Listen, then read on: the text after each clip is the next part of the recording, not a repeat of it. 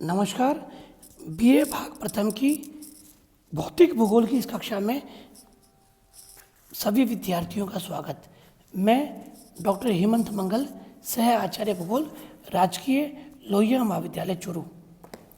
पिछले वीडियो में हमने घनत्व, ताप, दबाव एवं ज्वालामुखी और पृथ्वी की उत्पत्ति संबंधी विभिन्न साक्ष्यों के आधार पर पृथ्वी के अंतरतम को समझने का प्रयास किया था। हमने ये जानने का प्रयास किया था पृथ्वी अंदर से है कैसी, पृथ्वी की आंतरिक संरचना कैसी है, उसके अंतरतम की अवस्था कैसी है, वह तरल अवस्था में है, वह ठोस अवस्था में है अथवा वह वायव्य अवस्था में है। लेकिन तापमान, घनत्व, दबाव आदि किसी द्वारा, ना ही पृथ्वी की उत्पत्ति संबंधी साक्ष्यों द्वारा हम कोई निश्चित और प्रामाणिक जानकारी कर पाए। एक लंबी अवधि तक पृथ्वी का आंतरिक भाग, पृथ्वी का अभ्यंतर कैसा और किस अवस्था में है, यह प्रश्न एक गूढ़ और कठिन पहेली बना रहा। वैज्ञानिक किसी भी निश्चित निष्कर्ष पर नहीं पहुंच पा रहे थे कि पृथ्वी का अभ्यंतर वास्तव में तरल अवस्था में है, पृथ्वी का अभ्यंतर ठोस अवस्था में है अथवा पृथ्वी का अभ्यंतर वायव्य अवस्था या गैसियस अवस्था में है। कोई भी प्रमाण निश्चित और प्रामाणिक जानकारी नहीं दे पा रहा था। यह वस्तुतः वह दौर था जब निरंतर नए अनुसंधानों द्वारा, निरंतर वैज्ञानिकों द्वारा की जा रही नई खोजों ने सौर परिवार के कठिन गूढ़ रहस्यों को जानने के प्रयास में निरंतर नए अनुसंधान चल रहे थे। उसी दौर में एक शब्द जिसका हम उल्लेख किया था, भूकंप। यह शब्द भूकंप क्रिया पर विभिन्न विद्वान काम कर रहे थे, उस पर प्रयास कर रहे थे। उसी समय भूकंप से जुड़ी एक टर्म डेवलप हुई, सीस्मोलॉजी, जिसे बोलते हैं भूकंप विज्ञान। भूकंप को शाब्दिक अर्थों में हम बात करें तो पृथ्वी की सतह पर होने वाले लहर, हलचल या कंपनों को ही हमने भूकंप नाम दिया। भूकंप टर्मिनोलॉजी में दो शब्द बड़े इंपॉर्टेंट हैं, एपिसेंटर अधिकेंद्र और दूसरा फोकस। एक तो है जहाँ से भूकंपीय तरंगें प्रारंभ होती है और दूसरा भूपटल या भूसतह पर सबसे पहले तरंगें कहाँ महसूस होती है। विभिन्न विद्वानों, जिनमें मोहरविसिस, गुटेनबर्ग, रेडिटी, जेफ्रेज और बहुत सारे जियोफिजिसिस्ट ने, भूभौतिकी विद्वानों ने इस विषय पर काम आरंभ कर दिया था। तो भूकंप विज्ञान पर जैसे जैसे हमारी रिसर्च आरंभ हुई, अब इसको समझा दो बेटा क्या होता है भूकंप। देखिए, जब भी भूकंप आता है तो पृथ्वी सतह पर लहर, हलचल या कंपन आते हैं। हम उन लहर, हलचल, कंपनों को सीसोमीटर भूकंप मापी पर नाप लेते हैं और एक पैमाना बना रखा है हमने, उसे बोलते हैं रिक्टर पैमाना। उस रिक्टर पैमाने के आधार पर हम एक निष्कर्ष निकालते हैं कि इस भूकंपीय कंपन की तीव्रता कितनी थी। तो उसकी तीव्रता का आकलन 1 से लेकर 14 पॉइंट तक करते हैं। प्राय 6 के तीव्रता के बाद का भूकंप अत्यंत प्रभावशाली, भयानक और संपत्ति का नुकसान करने वाला होता है। तो इन विभिन्न भूकंपों का अध्ययन किया गया। तो इन भूकंपों में, इनके अध्ययन में वैज्ञानिकों ने पाया कि जब भी भूकंपी तरंगें आती हैं, इनकी एक विशिष्ट प्रवृत्ति होती है, ये विशेष प्रकार की होती है। फिर उन तरंगों का अध्ययन आरंभ हुआ। नई नई खोजें हुई, भूकंप और उससे संबंधित विज्ञान को बढ़ावा मिला। वैज्ञानिकों ने भूकंप विज्ञान को समझने का आरंभ किया, समझने का प्रयास किया। अब मैंने आपको बताया था पहले कि भूकंप की क्रिया के दौरान विभिन्न प्रकार की तरंगें निकलती है। उन तरंगों के व्यवहार को हम धरातल पर अर्थात प्रयोगशालाओं में भी वास्तविक दृष्टि से देख सकते हैं। तो उन तरंगों का जब हमने प्रयोगशालाओं में निरीक्षण किया तो हम कुछ निश्चित निष्कर्षों पर पहुंचे। तत्पश्चात हमने पृथ्वी के आंतरिक भाग के बारे में एक निश्चित जानकारी को समझने का प्रयास किया। अब सवाल आता है, भूकंप विज्ञान में होता क्या है? हमने बताया जब भी भूकंप आता है विभिन्न तरंगें निकलती हैं। ये तरंगें मुख्यतः दो प्रकार की होती हैं, मुख्य तरंगें, दूसरा गौण तरंगें। जब भी भूकंप आता है सबसे पहले 3 प्रकार की तरंगें निकलती है जो कि मुख्य तरंगें हैं। ये तरंगें अलग अलग समय अवधि में अलग अलग व्यवहार का प्रदर्शन करते हुए निकलती हैं। ये 3 तरंगें हैं। पी तरंगें, जिन्हें बोलते हैं प्राथमिक तरंगें, सबसे पहले निकलने वाली तरंगें, ठोस में बहुत ज़्यादा गति करती है। नंबर 2 द्वितीयक तरंगें, या इन्हें एस तरंगों या सेकेंडरी तरंगों के नाम से भी जाना जाता है, ध्वनि की तरंगों के समान व्यवहार करती है। नंबर 3 सबसे अंत में निकलती है एल तरंगें, जिन्हें लॉन्गिट्यूडिनल या धरातलीय तरंगों के नाम से भी जाना जाता है। कई बार प्रतियोगी परीक्षाओं में ये पूछ लिया जाता है कि भूकंप के दौरान मुख्यतया कौन सी तरंगें निकलती है, तो आपको बताना है मुख्य रूप से 3 प्रकार की तरंगें निकलती है। मैं रिपीट कर रहा हूँ, पी तरंगें, जिन्हें प्राथमिक तरंगें या प्राइमरी वेव्स के नाम से भी जाना जाता है।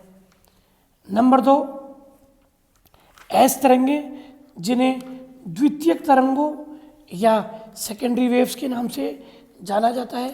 पहले निकलती है पी तरंगें, तत्पश्चात निकलती है एस तरंगें।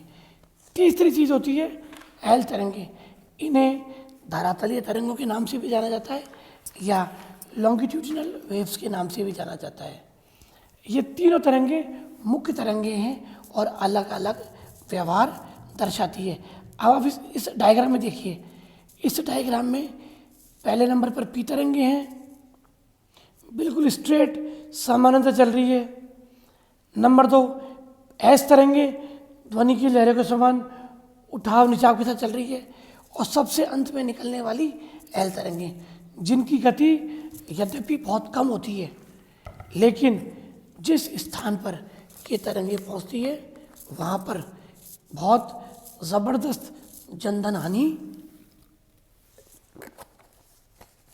इन तरंगों द्वारा की जाती है। इन मुख्य तरंगों के अलावा कुछ अन्य तरंगें भी निकलती है जिन्हें गौण तरंगों के नाम से जाना जाता है। यद्यपि ये निकलती मुख्य तरंगों के साथ ही है, लेकिन इनका पृथ्वी की आंतरिक भाग की जानकारी के संदर्भ में या पृथ्वी के आंतरिक भाग की जानकारी दिए जाने के संदर्भ में इनका बड़ा महत्व है। इन तरंगों को गौण तरंगे कहा गया है। इनका व्यवहार मूल तरंगों जैसा ही है। ये तरंगे हैं पीजी और एसजी तरंगे या पी स्टार या एस स्टार तरंगे। इनका मूल व्यवहार अपने से संबंधित पी और एस तरंगों के समान ही होता है। इस चित्र में भी देखिए मैंने P S L, P G और एस जी और एस स्टार और पी स्टार इन तरंगों को दर्शाने का प्रयास किया है। अब होता क्या है, किसी क्षेत्र में भूकंप आता है एपिसेंटर से, उसके बाद फोकस जहाँ पर है, जहाँ पर भूकंप मापी लग रहा है वहाँ पर उस तरंगों की तीव्रता को नापा जाता है। अब हमें पता है कि ये तरंग का व्यवहार ऐसा है और ये तरंग का व्यवहार ऐसा है। अब उन तरंगों के अध्ययन के आधार पर हम कुछ निश्चित निष्कर्षों पर निकले। होता क्या है, भूकंप आने के साथ ही ये तरंगें अलग अलग समय उत्पन्न होकर अलग अलग गति से एक वृक्काकार मार्ग का अनुसरण करती है, एक वक्र आकार मार्ग में अनुसरित होते हुए व्यवहार करती है। अब हमने देखा P और L तरंगे सभी प्रकार के माध्यमों से गति करती है। P और L तरंगे मतलब ये तरल माध्यम में भी गति करती है, ये ठोस माध्यम में भी गति करती है, और ये अर्ध तरल माध्यम में भी गति करती है। लेकिन हमने प्रयोगशाला में एक चीज़ और देखी, जो S तरंगे हैं वो एक निश्चित गहराई के बाद अपने मार्ग से विकृत हो जाती है। और हमें यह भी पता है S तरंगे मूलतः तरल माध्यम में गति नहीं करती है। जब हमने विभिन्न भूकंपों के तरंगीय पथ का अध्ययन किया तो हमने पाया P और S पूरे पृथ्वी के आंतरिक भाग में एक निश्चित वक्राकार मार्ग में अलग अलग गति के आधार पर भ्रमण कर रही है। लेकिन S तरंगे पृथ्वी में एक निश्चित गहराई के बाद पूरी तरह डिस्टॉर्टेड या विकृत होकर अपनी दिशा बदल लेती है। इस निष्कर्ष को हमने और वैज्ञानिकों ने ये आधार बनाया कि अर्थात जहाँ से S तरंगे अपना मार्ग बदल रही है, संभवतः वहाँ पर एक तरल भाग मौजूद है, इसीलिए S तरंगे अपना मार्ग बदल रही है। एक चीज़ का आप ध्यान रखिएगा, अभी भी हम निष्कर्ष सिर्फ इस परोक्ष साधन द्वारा निकाल रहे हैं कि S तरंगे तरल माध्यम में गति नहीं करती। इस तथ्य की प्रायोगिक पुष्टि हुई है, लेकिन हम निश्चित निष्कर्ष पर नहीं निकाल सकते। हमने एक वैज्ञानिक तथ्य को कसौटी पर परखा है। बाद में भूकंपीय टोमोग्राफी, अब यहाँ पर कई बार प्रतियोगी परीक्षाओं में ये शब्द आने लगा है कि भाई भूकंपीय टोमोग्राफी या इसको बोलते हैं सीस्मिक टोमोग्राफी क्या है।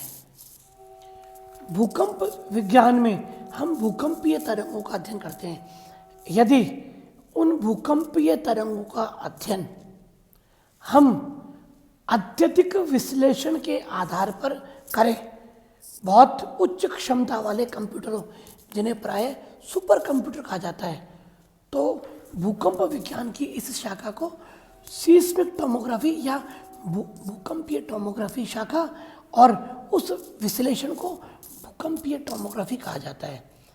भूकंपीय टोमोग्राफी के निष्कर्षों से हम इस तथ्य पर पहुंचे हैं कि निश्चित रूप से एक गहराई में एक अर्ध तरल परत अवस्था में एक परत मौजूद है। पृथ्वी का अंतरतम का भारी भाग निश्चित रूप से तरल अथवा अर्ध तरल अवस्था में मौजूद है। चूंकि ये तरंगे अलग अलग गहराई में अलग अलग व्यवहार दर्शा रही हैं, तो ये भी निष्कर्ष निकलता है कि पृथ्वी के आंतरिक भाग अलग अलग संगठन और संरचना वाला है और उनका निर्माण अलग अलग धातुओं से हुआ है।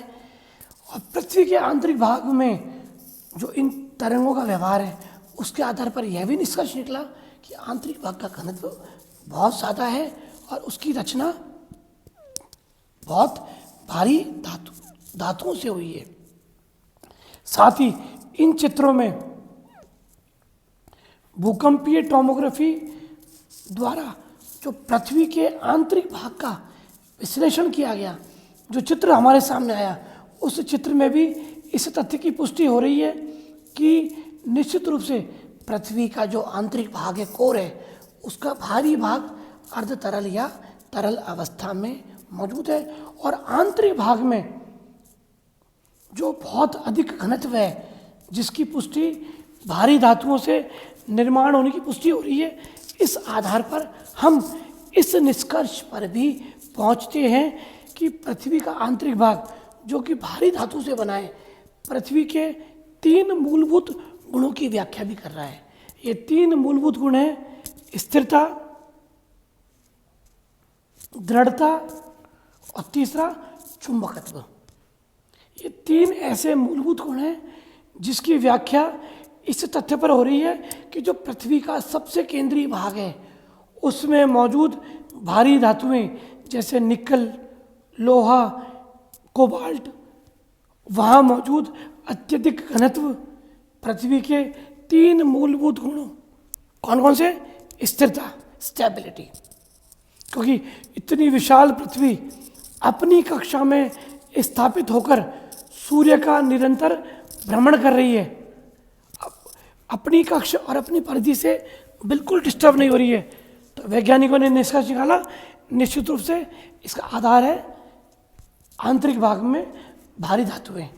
दूसरा दृढ़ता, रिजिडिटी। इतने विशाल आकार की पृथ्वी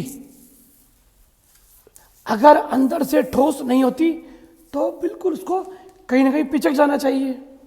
जैसे यदि मैं खेल की भाषा में विद्यार्थियों से बात करूं,